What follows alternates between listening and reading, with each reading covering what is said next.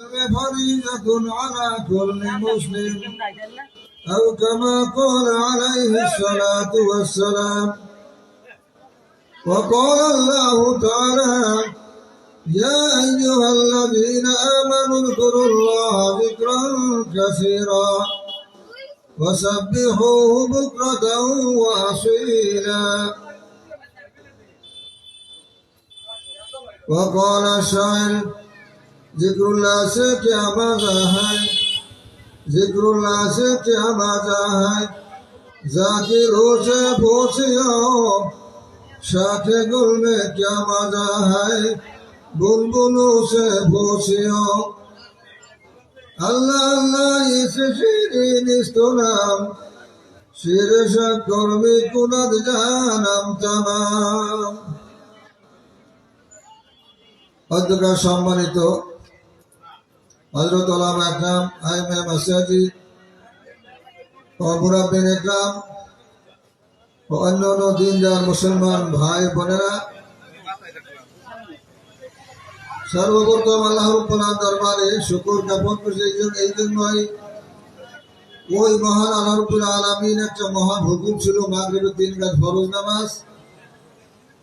আল্লাহ রাব্বুল আলামিন আমাদেরকে ওই নামাজ আদায় করার পরে একটা দিনে মাহফিল বা দিনে মজলিস বা তথা জান্নাতের বাগিচায় আসার বসার তৌফিক দান করছেন।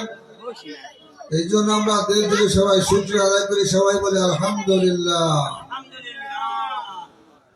আল্লাহ তাআলার কথা, আল্লাহ তাআলা বাণী, আল্লাহ তাআলা বলেন, যদি আমার কোনো বান্দা বান্দিরা আমার নেয়ামত পাইয়া শুকরিয়া আদায় করে, আমি আল্লাহ তাদেরকে অবশ্যই অবশ্যই অবশ্যই নেয়ামতকে বাড়াই দেব। আর যদি আমার বান্দা বান্দিরা নেয়ামত পাইয়া নাশুকরি করে, তার জন্য ইহকাল পরকালের জন্য ভয়ঙ্কর শাস্তির ব্যবস্থা আল্লাহ তাআলা রাখিয়ে দিয়েছেন। আল্লাহ তাআলা আমাদেরকে ওই শাস্তি থেকে বাঁচার তৌফিক দান করে বলেন আমিন। ভাই, ওয়াজ আসলে আমরা অনেকেই জানি, অনেকেই শুনি। ওয়াজ এখন রাস্তাঘাটে, পথে, পকেটে, বিভিন্ন জায়গায় ওয়াজ নসিহতের অভাব নাই। আছে কি বলেন? অভাব নাই। অভাব কোন জায়গায়? আমলের অভাব। কিসের অভাব ভাই? আমলের অভাব। তাই সামনে আগায় বসে ভালো হয়, সামনে একটা আগায় বসে, সামনেটা আগায় বসে ভালো হয়।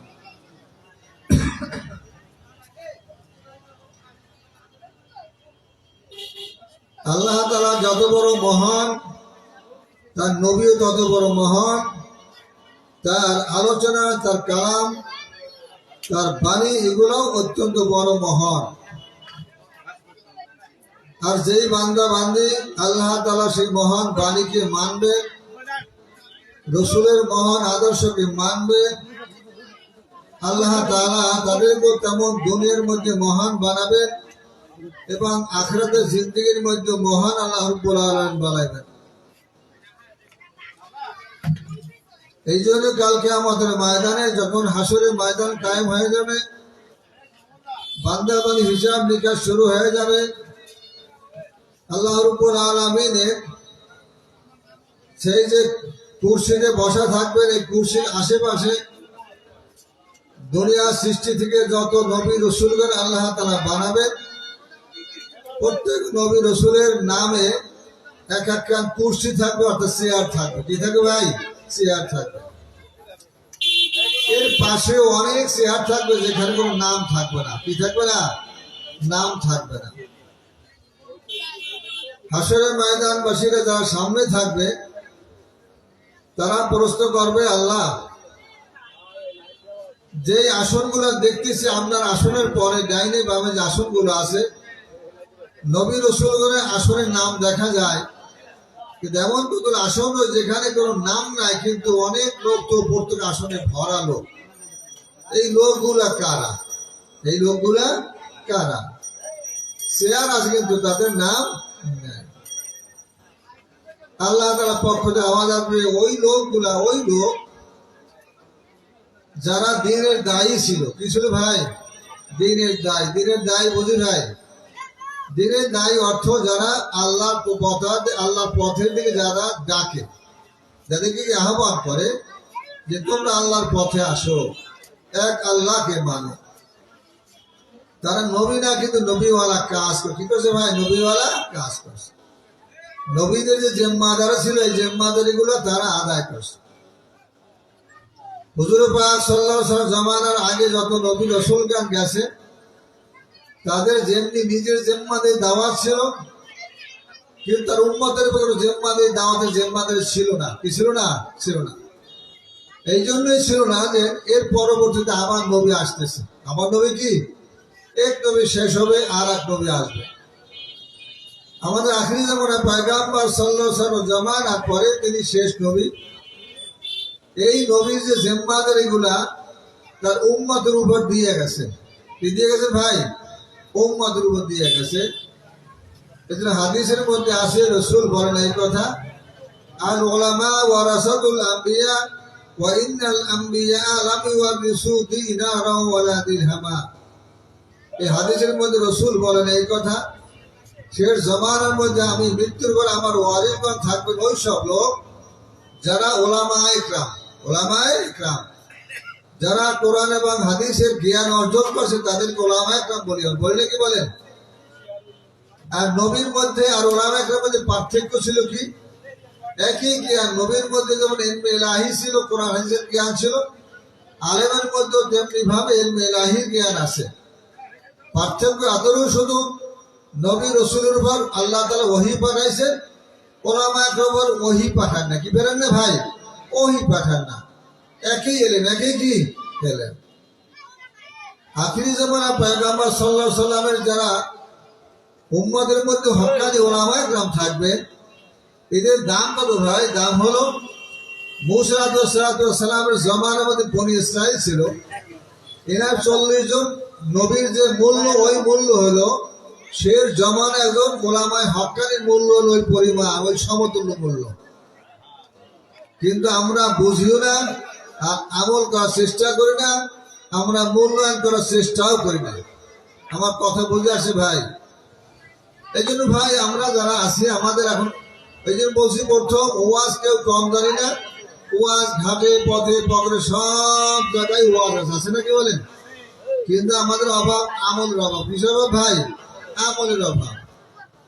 জানা আর মানা হলো ফরজ, জানাও ফরজ আর মানাও কি ভাই? ফরজ। যেমনি জানা ফরজ তেমনি আমল করাও ফরজ। আমল করাও কি? ফরজ। এখন এই যে আমরা আমলের জিন্দেগি, এইটা আমরা একটা মানুষ জীবনে সব আমল করতে পারবে না। পারবে কি বলেন?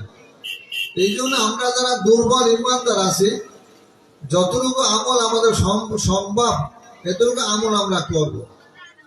আর একটা হলো যারা ইমানদার, আমরা আল্লাহকে বিশ্বাস করেছি, আমাদের রাত্র দিন 24 ঘন্টায় আমলের জিন্দিগি ভাই, আমলের জিন্দিগি।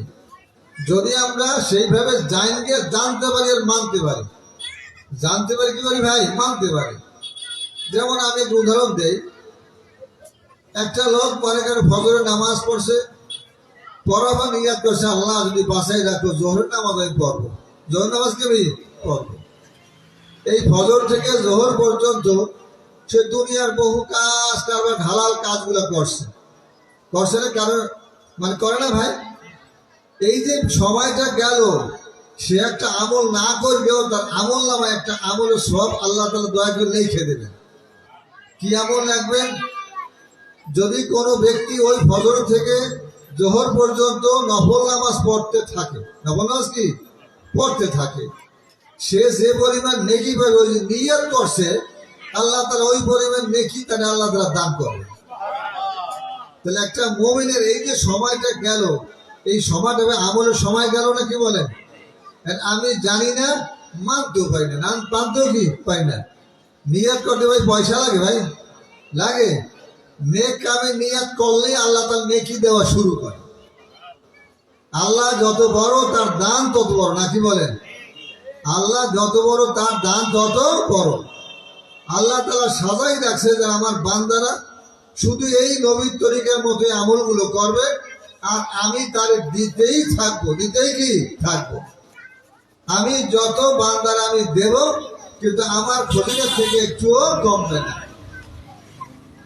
দুনিয়ার মানুষের কাছে মানুষ চাইলে একবার দুইবার তিনবার চাইলে রাগ হয়ে যায় না, কি বলেন? আর আল্লাহ তাআলা বলে যদি আমার বান্দারা না চায় আমি অখুশি হই। কি খুশি হই? আমি অখুশি হই। তার বান্দার নিয়ম নীতি, আল্লাহ নিয়ম নীতি দেখা যায় সব উল্টে, না কি বলেন?